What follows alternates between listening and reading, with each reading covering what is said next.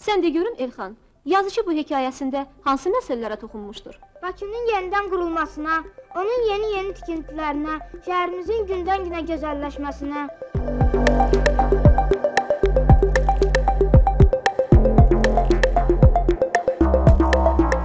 (132-134) nömrəli lisey nadir təhsil ocaqlarından biridir.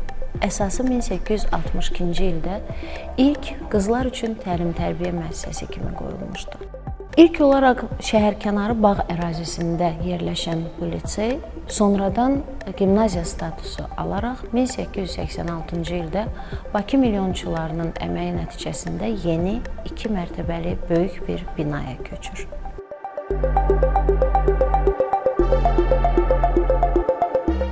Hazırda biz həmin binadayıq.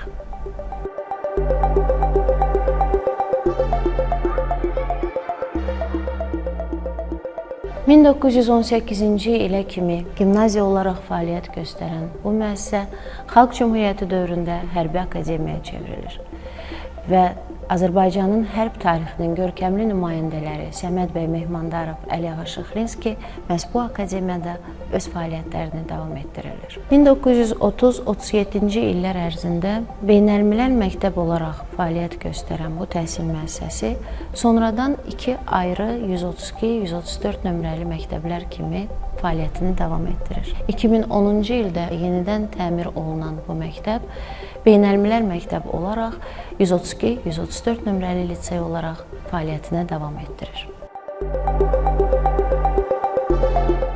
Hazırda milli proqramlarla yanaşı beynəlxalq proqramlar da tədris olunur. Bu bəlkə də 1862-ci ildə bünövrəsi qoyulmuş bir ənənənin davamıdır.